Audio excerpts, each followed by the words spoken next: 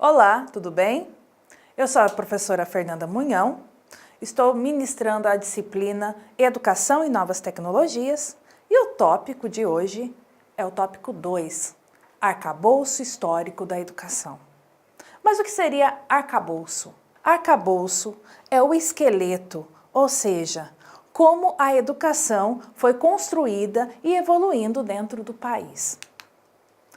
Nós vamos trabalhar como surgiu o conceito de ensino, observar a educação em vários pontos, desde a Idade Média, monarquismo e principalmente a mudança da educação no período da Revolução Industrial. Para cada período, uma nova mentalidade e uma troca na mentalidade e nos trabalhos dentro da educação. Vamos iniciar com o homem pré-histórico e a escrita cuneiforme. Essa escrita é uma leitura feita de esquerda para a direita, de cima para baixo, e é uma escrita que foi aprimorada com o tempo. Segundo Cagliari, em 2009, ele diz mais ou menos assim: para contar animais e produtos, o povo sumério desenvolveu outra técnica. Utilizavam bolotas de barros de tamanhos diferentes para que pudessem fazer a representação dos números e assim contabilizar os seus bens.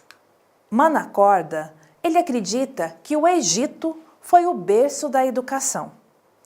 Ele comprova, através de indícios mais fortes sobre métodos de ensino, sobre sistema avançado de agricultura, astronomia, geometria e matemática. Em contrapartida, Palma Filho, em 2000, ele justifica que o berço da educação é na Grécia, porque nós temos lá pensadores como Sócrates, Platão, Aristóteles e temos também alguns pensamentos sistêmicos. Nesse momento, a gente vai dar uma olhada nas fases históricas da educação na Idade Média. A primeira fase é a decadência do âmbito escolar do mundo antigo. É a cultura romana que foi implantada através do monarquismo e isso acabou engessando o progresso da educação, fazendo com que ela não se evolua. Na segunda fase, há um período de trégua nas invasões territoriais, o aumento da população e as transformações na economia, atingindo literalmente dentro da educação. Na terceira fase, há o período da revolução nas universidades e o surgimento da doutrina e do pensamento crítico. E na quarta fase, a crise à cultura do Ocidente e o declínio escolar. Mas aí surge o Renascimento. E com ele, a mudança no âmbito cultural, artístico e científico.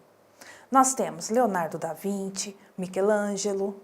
O Renascimento, ele não rompeu propriamente com a Idade Média, mas ele foi um passo importante para a ascensão da arte e da cultura nesse período.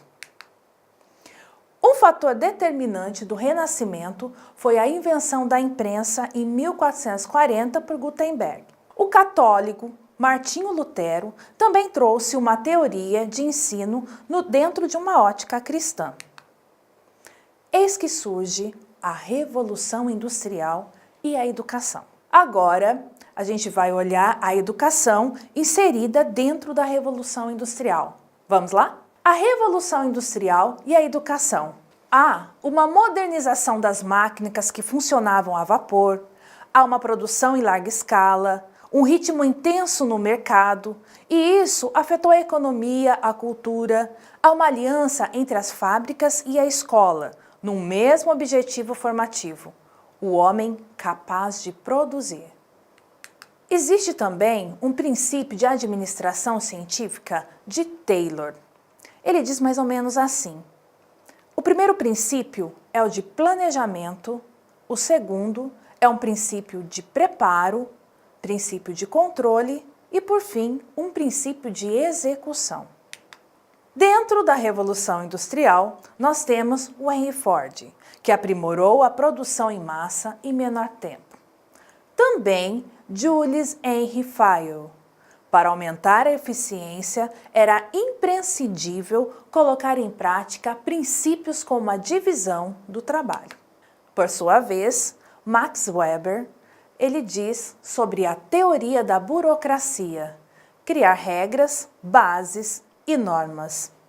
Nesse período, as indústrias não precisavam somente de força bruta, mas de trabalhadores com maior flexibilidade. E isso, infelizmente, incluía as crianças, os adolescentes e as mulheres. Mas nesse momento, a gente pensa nessas crianças, né? Quais eram essas leis que protegiam as crianças a estudarem? As leis fabris, criadas pelo parlamento inglês, não passavam de falácias, pois frequentemente eram burladas pelos capitalistas.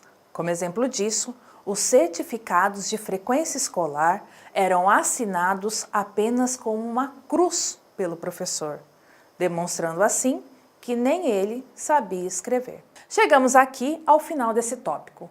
Nos próximos tópicos, nós falaremos ainda sobre a história da educação no Brasil e a tecnologia. Até lá!